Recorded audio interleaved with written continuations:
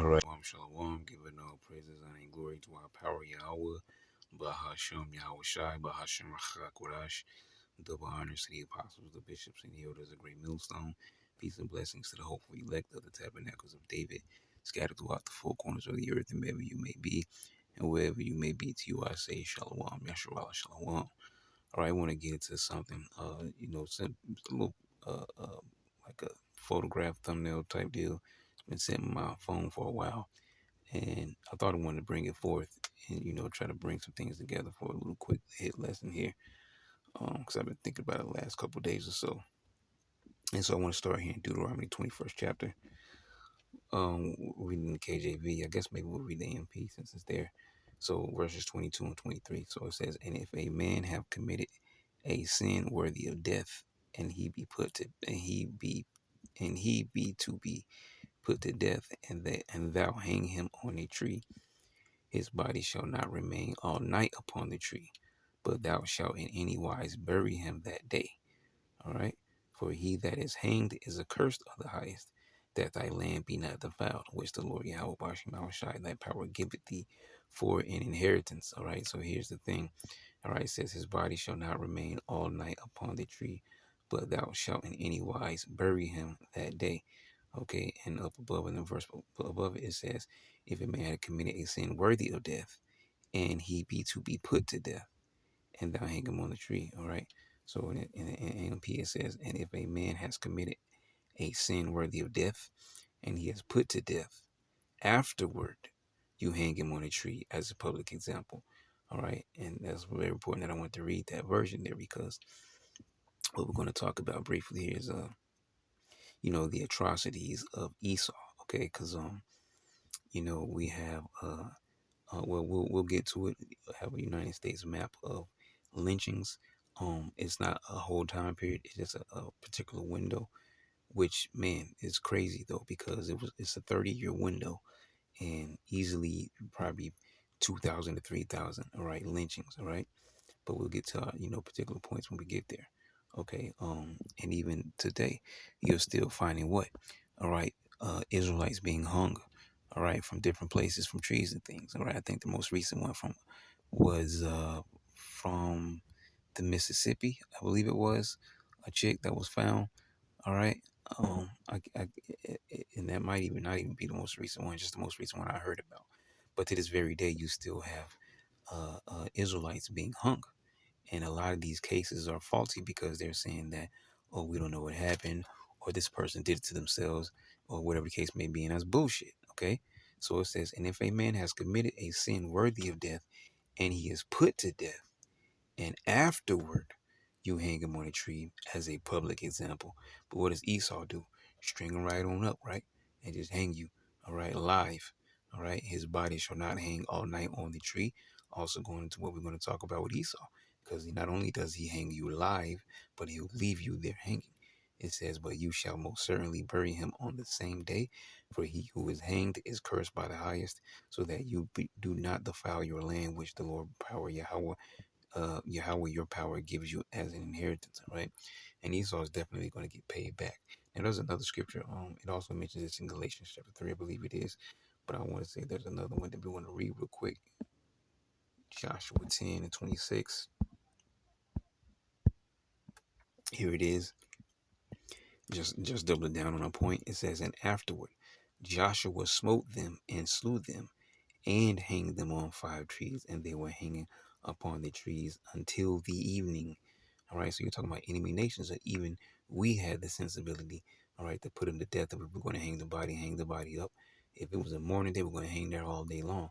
If it was afternoon, whatever the case may be, when evening came, all right, we had the decency, according to what the Heavenly Father told us to apply, is to take the body down, all right, and don't leave it hanging all night on the tree. Okay, it says, "And it came to pass at the time of the going down of the sun, that Joshua commanded, and they took them down off the trees, and cast them into the cave wherein they had been hid, and laid great stones in the cave's mouth, which remain until this very day." See that? We don't even need to read the AMP, but we'll get 26. "Then afterward Joshua struck them with his sword, and he put them to death, and he hung them on 5 trees, and they hung on the trees until evening.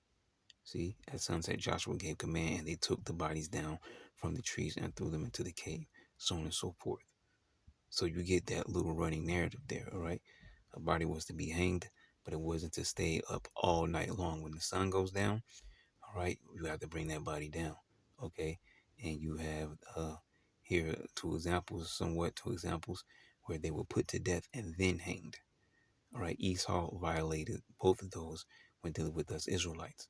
All right, he would hang us up, okay, and choke us to death alive with the rope, with people watching, their families, their children, and things of that nature, and then he would just leave our bodies there, okay. So if we get any other scriptures, we'll just get them. But those are the scriptures that I want to get right there. Like I said, the other one is in Galatians, but it pretty much says the same thing. All right, curses he hang from the tree, something like that. So, oh yeah, I got this real quick. I'm gonna pull this one up real quick. Hold up. All right. So this is what brothers talk about from time to time, the transatlantic slave trade. All right, the triangle trade, however you want to call it. So you see manufactured goods and luxuries, all right, come from Europe, all right, across seas, and then the guns, the cloth, the iron, the beer went south, all right, as barter, all right, as trading items to these so-called Africans, these Hamites, for what? Our slave bodies, okay. And as you see here, gold, ivory, spices, and hardwoods went back north to Europe. But us slaves, if you keep looking at the bright pinkish color, we were carried across the seas, going into the scriptures. All right, I will bring you into Egypt again with ships, Deuteronomy 28:68. There's another one in Isaiah where it says, surely I will toss and turn thee like a ball into a large country, something like that, roughly paraphrasing, in this transatlantic slave trade. All right, so follow the bright pinkish, known as the Middle Passage. Okay, we were brought there, okay, along where the Northern Kingdom Israelites were, and we were made to work as slaves. And what happened? All right, we'll deal with the light bluish color. It says fish, livestock, flour, lumber. So those things went from north, all right, to the islands, all right, from North America to the islands. But then you had rum, iron, gunpowder, cloth, and tools that went what? Over back to Africa. Okay, and then you have slaves from the islands that went up to the North America, as well as slave sugar and molasses that went from the islands further north, all right, into North America.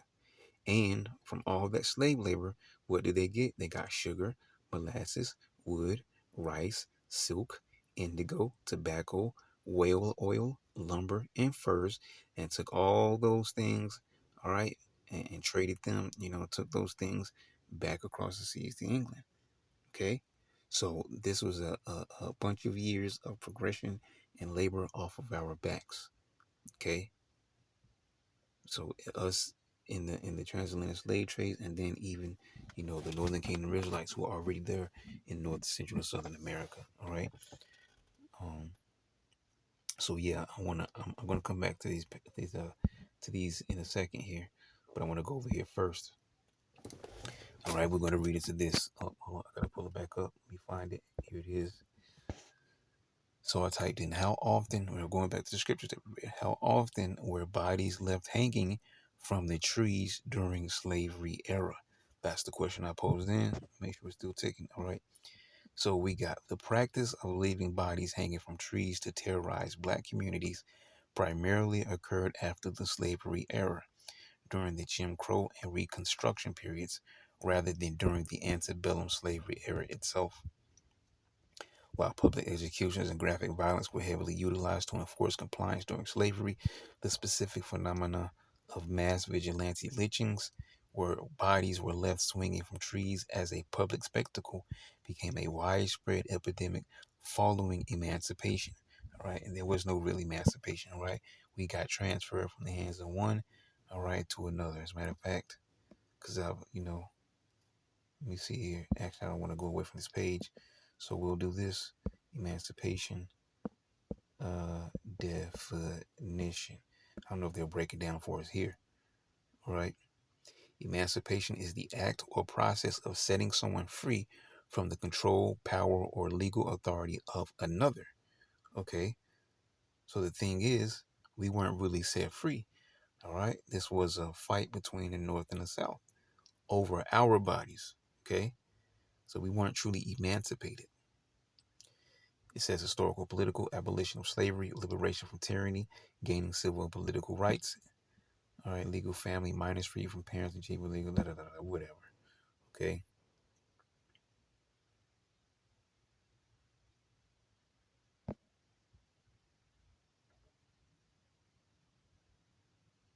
Yeah, see, they're not going to give us the definition here, which I didn't expect them to. All right, so we might as well just drop this. But yeah, we were not just freed from slavery. Okay, we were still under it. All right, but we were blinded by the form of slavery that came next. Okay, it was a false sense of freedom. Okay, but anyways, all right. So, but emancipation about us being free, that was a lie. But let's go back to this so we can get to our point here. So, yeah, we read all of that. So it says timeline of racial terror executions, slavery era pre 1865, right? This is pre 1865, and we have a map. I said there was a 30-year window. I believe it's like around 1880 something. We're going to get the number in a second. So it says primarily legal executions. Enslaved people viewed as financial capital, right? Enslaved people, us, were viewed as financial capital, basically property. Bodies rarely left to rot due to economic value. I don't believe that. Jim Crow and Reconstruction, 1865 to 1950s. Okay, that's getting inside of our window here that we're going to show you here. It says explosion of extrajudicial lynchings, at least 4,400 to 6,500 black victims. All right, Southern Kingdom Israelites, because nobody was black. All right, in particular when they say blacks, it's talking about the tribe of Judah. But anyways, Southern Kingdom as a whole, frequent use of trees for public spectacles, strange fruit, which was a song, right? Uh, uh, uh, Black bodies hanging from the poplar trees, strange fruit hanging from the poplar trees. That strange fruit, it was called strange because it was black bodies that was hanging from the trees, not apples and plums and oranges and peaches or whatever else might be. See? All right, so strange fruit used to enforce what? Edomite supremacy. Okay, Edomite supremacy. Actually, I'm gonna leave that over there on that side. So it says the slavery era before 1865. During the era of chattel slavery, all right, enslaved people were legally classified as financial property and capital because slaveholders viewed them as significant investments. White enslavers rarely destroy their own property or left bodies to rot in trees without economic reason. All right, but doesn't mean they didn't do it. Okay, when enslaved individuals were executed for rebellions or major crimes. Hey, what's that? Matter of fact, I was watching it a couple nights ago. I fell asleep. I didn't watch all of it, but the Ten Commandments movie, and Moses was talking to the other Egyptians guy. He says it's not treason to want freedom. Okay, but hey, that's actually a strong line in the movie, man, because it's not treason for us to want freedom. Look at what the scriptures say: who we are as a people, and where we're supposed to be versus where we are. Okay, Esau would call us rebellious because he's in power. But it's not treason for us to want freedom. It's not treason for us to want the kingdom. Okay? But let's keep going. It says, when enslaved individuals were executed for rebellions or major crimes, it was almost always handled through formal legal channels like court-ordered hangings. Look, court-ordered hangings, all right? Rather than lawless vigilante mobs. Now, that doesn't mean that there weren't any, though. In extreme cases, such as the aftermath of Nat Turner's rebellion, that's a major storyline in history, or the 1811 German coast uprising. Haven't heard of that one. Heads were sometimes placed on pikes along roads as a gruesome warning to deter future uprisings. That's some Mad Max stuff. Okay, you go see some Ghost of Mars type stuff. Heads on pikes and stuff. All right, but these are things that Edomites done to us, and that's low level stuff, but they've done it. Okay, heads were sometimes placed on pikes along roads as a gruesome warning to deter future uprisings, but the systematic practice of hanging people from trees was not yet the primary method of terror. So does it mean that it wasn't in action? It just wasn't the primary method. So they were resulting to heads on spikes before they actually started hanging us more often. I should say, because they're not before they started hanging us, but more often. Okay, as a primary source, a method of terror of all things, as well as it says. Then it goes on to say the post-slavery era, 1865 to 1950s, once again tying into our map. We'll get it in a second. The horrific imagery of black bodies hanging from trees, immortalized in Billie Holiday's, that's what we just talked about, the song, Billie Holiday's famous protest song, Strange Fruit, overwhelmingly defines the decades. I'm pretty sure if we click on Strange Fruit here in the blue, we'll probably get the lyrics, but we're not going to get it right now. Overwhelmingly defines the decades following the Civil War. Once black Americans were emancipated, white supremacists no longer had a financial incentive to keep them alive and instead used extrajudicial murder to enforce social and political control. You see that? That's that Edomite supremacy. Okay? They're always going to look down on us because it goes back to what? The womb, the two manner of people, two nations in the womb. Or even if you want to take it back to the garden, where it says there would be enmity between thy seed and the serpent seed, which enmity means hatred. It just played itself back out between the seeds of Jacob and Esau, which trickles down to us today, the so-called Negroes, Latinos, and Native Americans, the 12 tribes of Israel, and these Edomites, all right, the so-called white man, woman, and child, including the Amalekites, because they're a branch out the house of the Edomites, just call it the Amalekites, but they're still Edomites too, all right? But definitely those regular Edomites.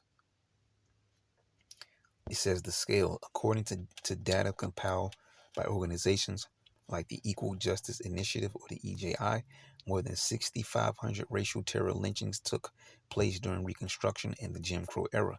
The spectacle, mobs frequently utilized easily accessible trees in highly public spaces, such as courthouse lawns, to hang their victims. Imagine going downtown right now in your city, whether big or small, okay, and going to in front of the courthouse or in front of a federal building or something like that, and there Israelites hung from trees, man. The purpose: bodies were intentionally left hanging for hours. Look, here it is, going back to the scripture, for hours or days in the wind to maximize psychological terror. See that? Violating what the scriptures say, satisfy thousands of cheering onlookers. Who the onlookers? Edomite women and children, and other men that may have not played a part in it, but still Edomites as a whole, and send a clear message that black freedom would not be tolerated. You see that? That's your MAGA movement today. Your Make America Great Again movement today. All right, but what unknowingly to these dumbass Edomites today, all right, they also want to put you under this new form of slavery known as the microchip. They got you blinded. All right. Yeah, they want us down. They want to keep us down forever. All the nations do, especially Esau. But you, as their own people, are blinded about what their true agenda is. But anyways, oh, that was it. That was it. Okay, so that was it because that's something else down there. Let's type in one more question real quick. How often were victims hung alive? I should have asked for a ratio or something. I'm not going to read into all of this. I want to get to our point here. I want to make it short as possible. Yeah, we're taking it 18 already. During the racial terror lynchings of the post-Civil War and Jim Crow eras, the vast majority of victims who were hanged were indeed hung alive. That is all we need, all right? Going right back to the scriptures that we read.